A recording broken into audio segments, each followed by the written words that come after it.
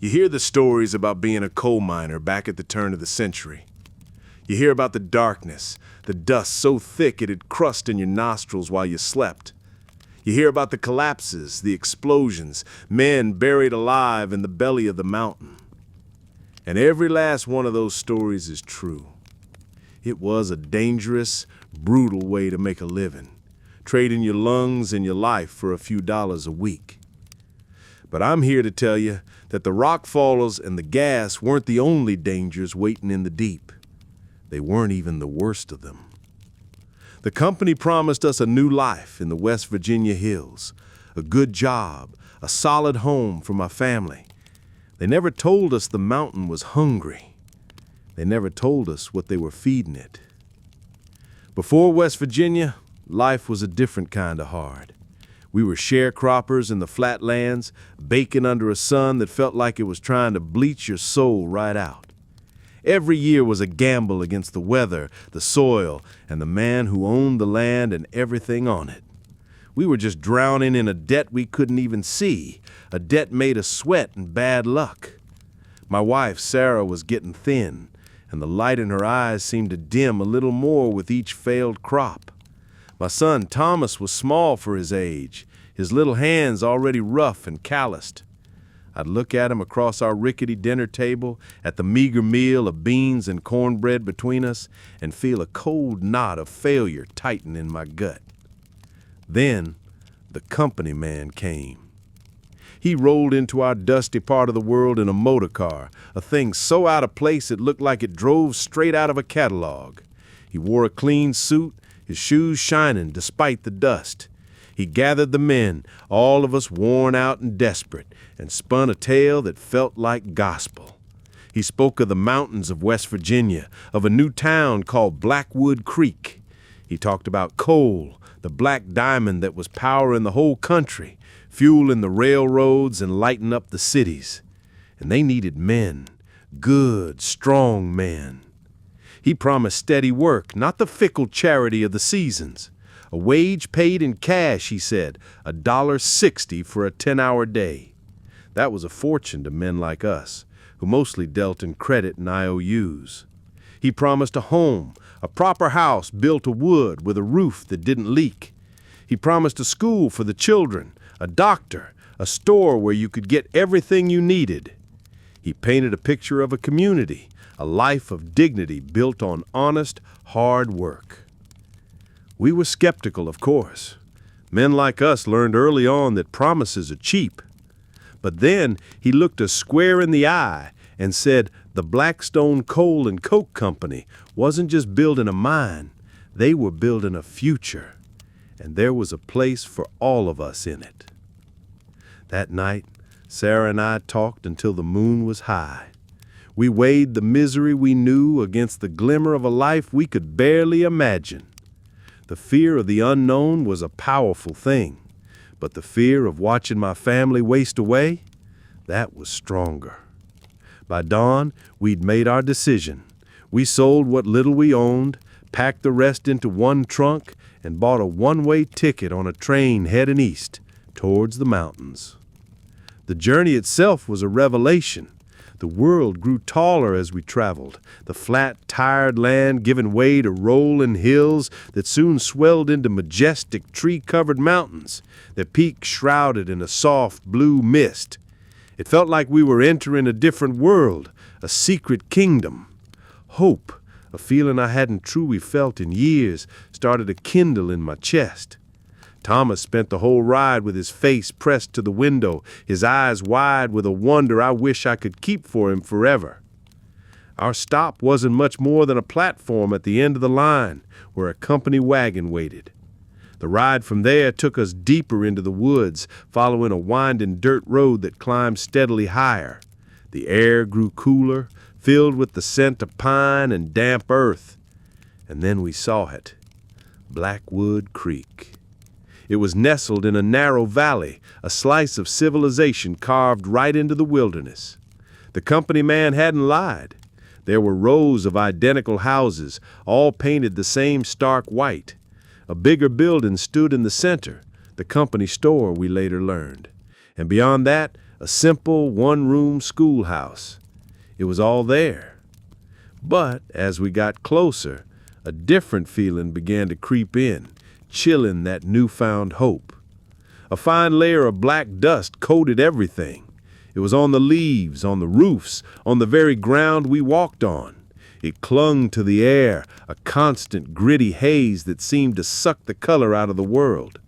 The town, so promising from a distance, felt muted up close, oppressed. A great black wound scarred the side of the nearest mountain, the entrance to the mine. A steady stream of men, their faces and clothes caked in grime, emerged from its maw, their movements slow and heavy, like men walking in a dream.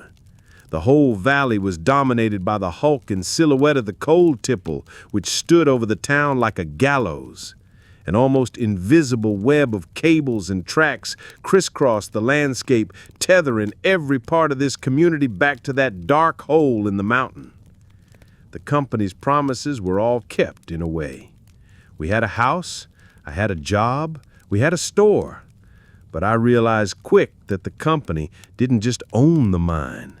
It owned the town, it owned the houses we paid rent on, the store where we had to buy our goods, and by extension, it owned us. The freedom I had dreamed of suddenly felt like just another kind of cage. My first day, they put me on a crew and handed me a carbide lamp. An old miner with a face like a road map and a cough that never seemed to quit showed me how to light it. His name was Silas. He didn't say much, but his eyes held a weariness that went deeper than any long shift. He said, "Keep this lit and listen to the mountain. It talks. You just gotta learn its language." Then came the descent. We piled into a rickety cage lift, the gate clanging shut with a sound of finality, and plunged into the earth. The daylight shrank to a pinprick and then vanished. We were swallowed by an absolute, profound darkness, a blackness so total it felt like a physical weight. The only light in the universe was the flicker on my helmet and the bobbing lights of the other men. The air changed, growing thick and cool, carrying the smells of damp rock, machine oil, and something else, something ancient and loamy, like a freshly opened grave. The work was more brutal than I could have imagined. 10, sometimes 12 hours a day on my hands and knees in tunnels so low I couldn't stand up straight. My job was to undercut the coal seam with a pick, a back-breaking, jarring task that sent shocks up my arms and into my teeth. Then the blasters would come in, drill holes, pack 'em with black powder, and we'd all brace for the muffled boom that shook the rock around us. Then it was back into a fog of acrid smoke and dust to load the shattered coal into carts by hand and push 'em up the rickety tracks. Every muscle in my body screamed. My hands were raw and blistered by the second day, and my lungs felt like they were on fire. The dust was inescapable. We breathed it, ate it in our hurried lunches, and wore it home like a second skin. At night, Sarah would scrub my back, the water turning black as ink, but the dust was deeper than that. I'd cough, and a puff of black would escape my lips. It was inside of me. The dangers were constant. Roof collapses or falls were an everyday threat. You'd hear a sudden crack from the timbers and just pray it wasn't your section giving way. Toxic gases or damps were an invisible killer. Methane could cause a catastrophic explosion. Black damp could suffocate you before you even knew you were in trouble. Men were injured constantly. Death was common, spoken of in hushed, matter-of-fact tones. In my first month, 3 men died. One crushed, one mangled by a runaway car, and the third just lost to a pocket of bad air. The man who oversaw our section was a bull of a man named Foreman Davis. He was a company man through and through, with cold, flat eyes and a mouth that was always twisted in a sneer. He pushed us relentlessly, valuing the tonnage of coal we produced far more than our lives. And then there was the company store. At the end of that first week, I went to collect my pay. 60 hours of grueling labor. But the number on my slip was shockingly low. They had deducted rent. They deducted a fee for the doctor, whether we'd seen him or not. They deducted the cost of my tools, my lamp, even the carbide that fueled it. What was left was paid not in cash, but in scrip, a private currency printed by the company, redeemable only at their store. The prices there were criminal. A sack of flour, a slab of bacon, everything cost nearly double what it should. After buying the barest necessities for my family, I was already in debt to the company. It was a perfect trap. We were paid by the company, lived in the company's houses, and were forced to buy our food from the company's store with the company's money. We would never earn enough to leave. We were trapped, just as surely as if the valley had walls a mile high. The hope that had carried me here curdled into a cold, heavy dread. This wasn't a future. It was a life sentence to be served in the dark. After a few months, my body hardened to the rhythm of the mine. The aches became a dull companion, and the darkness felt less like an enemy and more like my natural habitat. But just as I was getting used to the everyday horrors, a new kind of fear began to seep in. A fear that didn't come from bad rock or poison air. It came from the mine itself. It started with the disappearances. Men died, sure, but this was different. A man would be there one moment, working at the end of a tunnel, and gone the next. No cave-in, no struggle, just an empty space where a man used to be. The first was a young fellow named Charlie. Foreman Davis said he must have wandered off into an old passage and gotten lost. The search party found nothing. Not a body, not a lamp, not a single footprint. It was as if the mountain had just swallowed him whole. A few weeks later, it happened again. 2 brothers this time. Their tools were found lying neatly by the coalface, but the men were gone. The company listed them as having abandoned their posts, a convenient excuse that also meant their families were evicted from their house the next day. The accidents, too, started to feel wrong. A roof would collapse in a tunnel, inspected and deemed safe that very morning. A support beam would shatter like it was kicked out by a giant's foot. These things always seemed to happen in the deepest, most remote part of the mine, a section we all called Shaft 7. It was the oldest part of the operation, a labyrinth of tunnels that snaked deep into the mountain's heart. The air there was colder, the darkness somehow thicker. We all hated working there. I started to notice a pattern.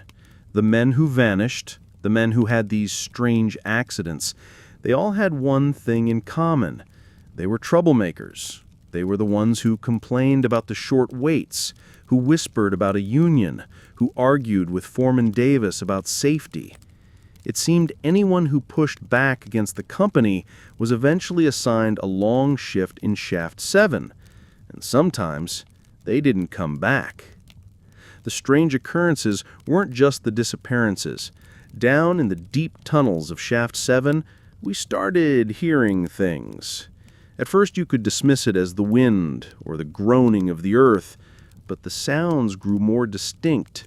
A soft, wet, scraping sound like something heavy being dragged across rock. A low, chittering noise that was definitely not rats.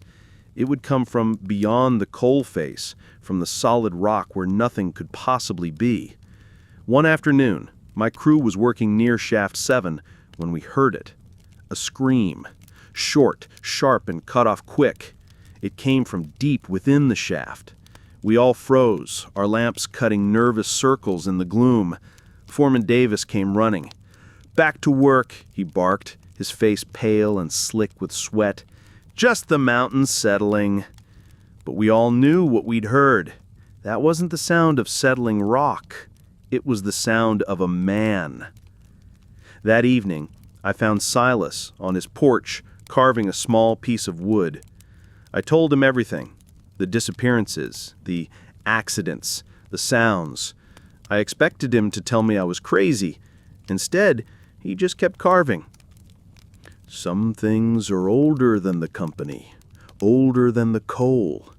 When you dig into a mountain, you're not just taking something from it, you're waking something up. He held up the piece of wood. He'd carved it into a crude shape, a little man in a miner's cap. The old-timers, the ones from Cornwall, they brought stories with them, tales of Tommyknockers, spirits in the mine. He said some believed they were good spirits, knocking on the walls to warn of a collapse. But there are other stories, he continued, his voice barely a whisper, of spirits that ain't so friendly, spirits that are part of the mountain itself, and they get hungry. He told me how his grandfather used to say the mountain had a heart, not of rock, but of something living. And the coal wasn't just fuel, it was like the mountain's blood. When you took too much, the mountain would take something back. His words sent a chill down my spine, and then a thought hit me with the force of a physical blow. The company knew. Davis's fear, his haste to dismiss the scream, his deliberate selection of men for Shaft 7, it all pointed to a terrible conclusion. The disappearances weren't accidents, and they weren't just a way to get rid of Union men. They were offerings. They were feeding the darkness in the heart of the mountain. This is the point in the story where things go from bad to much, much worse. Before I take you down into the absolute blackness of Shaft 7, I'd ask you to do me a small favor. These stories, these dark corners of history, need to be shared. If you're finding this story as compelling as it is terrifying, take a second to hit that like button and subscribe. It tells the great, unknowable algorithm that you want more tales from the shadows. And it makes sure you won't miss the conclusion to this one. All right, let's go back to the darkness. The breaking point came on a Tuesday. My brother-in-law, Daniel, had followed us to Blackwood Creek a month before. He was young, full of a fire that hadn't yet been snuffed out by the coal dust.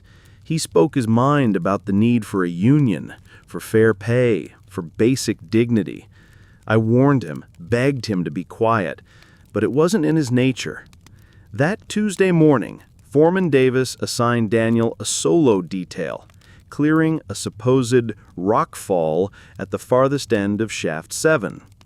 A knot of ice formed in my stomach. I knew what it meant. I worked all day in a haze of terror, my ears straining, my eyes darting towards the yawning mouth of Shaft 7. When the shift whistle blew, Daniel didn't come out. Foreman's report was swift and cold. A major collapse, a tragic accident. Too unstable to attempt a recovery. He was gone. The foreman's eyes were devoid of sympathy, but I saw something else there. A flicker of satisfaction. I refused to accept it. That night, a rage I'd never known burned through my fear. I went to Silas. He was sitting on his porch, his lamp casting long shadows. He looked at me, and he knew. He was a good lad, Silas said quietly. Too much fire for this place. I said he might still be alive, Silas, my voice cracking. Silas shook his head. He's not trapped, son. He's been taken. But I wouldn't listen. I couldn't. I told him I was going in. I was going to find out what really happened to him. To my surprise, Silas stood up. He went inside and came back with another lamp and a heavy iron pry bar. A man shouldn't go into that part of the dark alone, he said. Two other miners, grizzled men who'd lost their own friends to the mines, accidents, joined us. Their faces were grim, set with a desperate resolve. We knew we were defying the company. It was a death sentence, one way or another. We waited until the town was quiet and made our way to the mine. A little script convinced the night guard to look the other way. We took the cage down, the familiar plunge now feeling like a journey into hell itself. In Shaft 7, the air grew colder, the silence absolute. Even the rats were gone from this part of the mine, and there was no sign of the collapse Davis had reported. The timbers were sound, the tunnel clear. It was a lie, a calculated, gut-wrenching lie. We pushed deeper, our lamps pathetic against the gloom. And then we heard it, that scraping sound, louder now, closer. It came from ahead of us, from beyond the wall of coal that marked the tunnel's end. We found Daniel's lamp first, on the ground, its flame sputtering. Beside it, his pickaxe. And on the coal face in front of us, scratches. Not from a pick. These were long, deep gouges, as if made by giant claws. A dark, thick fluid oozed from them. "This is it," Silas whispered, his voice trembling. "He's through the wall." With the pry bar and our picks, we attacked the coal face in a frenzy of terror and adrenaline. The pulsing grew stronger, the scraping now sounding like it was just inches away. A section of the wall crumbled, revealing not more rock, but a yawning, black emptiness. We broke through into a cavern. It was immense, far larger than any natural chamber, and it wasn't natural. The walls weren't rough rock. They were smooth, curving surfaces of polished, living obsidian. They glistened wetly in our lamplight as the whole cavern thrummed with that terrible, low pulse. The air was frigid and smelled of ozone and rot. In the center, we saw it. It's hard to even call it a creature. It was part of the cavern, part of the mountain. A great, pulsating mass of shadow and stone embedded in the earth itself. Veins of something that looked like molten gold, or maybe the coal itself, alive, pulsed with a sickly light inside its shifting form. It had no eyes, no mouth, but we could feel its attention on us, a malevolent, ancient intelligence. It seemed to drink the light from our lamps, and at its base, strewn across the floor, were the remnants of the missing miners. A tattered shirt, a broken tool, a single mud-caked boot. Lying on a flat, altar-like stone directly before the entity was a fresh body. It was Daniel. But it was Foreman Davis and two of his cronies standing there that made it a true nightmare. They were chanting in low, guttural voices, performing some obscene ritual. They weren't just mining coal. They were priests of this thing. They were feeding it the men who caused them trouble, sacrificing them in exchange for what? Richer coal seams? The company's prosperity? The Blackstone Coal and Coke Company wasn't just a business, it was a cult. And the mine wasn't a workplace, it was a temple. We had stumbled into the heart of their secret, and the god of the mountain now knew we were there. The moment the thing's attention fixed on us, the cavern changed. The low pulsing became a deafening throb that shook my teeth. Shadows at the end of the chamber writhed and coiled, detaching from the walls and slithering towards us. Davis and his men stopped chanting and stared, their faces twisted with pure, murderous fury. "Fools!" Davis screamed, his voice echoing. "You've ruined it! You'll starve it!" He pointed us and the shadow tendrils surged forward. We were frozen for a heartbeat, paralyzed by the horror. Then Silas shoved me hard. "Run, boy! Get out! Tell someone!" One of the other miners shrieked and turned to flee, but a whip-like shadow lashed out and caught his ankle, dragging him screaming towards the central mass. We didn't see what happened next. We didn't want to. That broke the spell. We turned and scrambled back for the hole we'd made. The remaining miner and I burst through, with Silas right behind us. But as he climbed through, a shadow tendril shot from the opening and wrapped around his leg. He cried out in pain and grim acceptance. "Go!" he yelled, looking me in the eye. He swung his iron pry bar and brought it down with all his might on the timber propping up our tunnel entrance. "The mountain wants its due." The timber splintered with a deafening crack. Rock and dirt rained down. I stumbled back as the tunnel behind us collapsed, sealing off the horrific chamber, Silas and the secrets of Shaft 7 forever. The last thing I heard wasn't a human scream, but a high-pitched shriek that seemed to come from the rock itself. We ran. We didn't stop until our lungs were bursting and we saw the faint light of the mine entrance. We emerged into the pre-dawn gray, gasping, the only two who had made it back. I went straight home, babbling to Sarah about what I'd seen. The other survivor went to the union organizer. But it was no use. The company's control was absolute. When I tried to tell other miners, they looked at me with pity and fear. They thought I'd gone mad from the gas. The story was too monstrous to believe. It was easier to think I was crazy than to accept what lived beneath their feet. Within hours, company sheriffs came for the other survivor. They dragged him from his home, claiming he was a dangerous lunatic responsible for the other deaths. I never saw him again. I knew they'd be coming for me next. I was a witness. I looked at Sarah, her face a mask of terror, and at Thomas, sleeping in his bed, unaware of the ancient evil that paid for his roof. I could stay and be silenced, fed to the thing in the dark, or I could run. That night, under a moonless sky, we fled. We took nothing but the clothes on our backs and the few real dollars I had managed to hide. We walked for miles through the dark woods, scrambling over ridges and wading through icy streams to cover our tracks, until the black pall of coal dust from Blackwood Creek was finally behind us. That was a lifetime ago. I never went back. We made a new life, far from the mountains of West Virginia, far from the coal that fueled the nation. I found other work, honest work, under an open sky.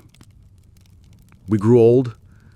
We watched Thomas grow into a man who would never have to sell his life for a day's wage in the dark. But you never leave a place like that. Some nights, I still wake up in a cold sweat. The phantom smell of damp rock and decay in my nostrils, that low pulsing thrum of the mountain vibrating in my bones. I'm an old man now, and the doctor calls it black lung. The coal dust, he says. I cough and it still rattles in my chest. Sometimes late at night, when the house is quiet, I'll cough into a handkerchief, and in the dark particles, I swear I can see something moving. A flicker of shadow, a hint of a form that has no business being there. They got their coal from Blackwood Creek. For years, the company thrived. The country got its power, its progress, its roaring furnaces and bright cities. But the mountain, it got its due. It always gets its due. I don't know if that thing is still down there in the sealed-off darkness, but I know this. The coal dust has long since settled. But the darkness is patient, and it's still hungry.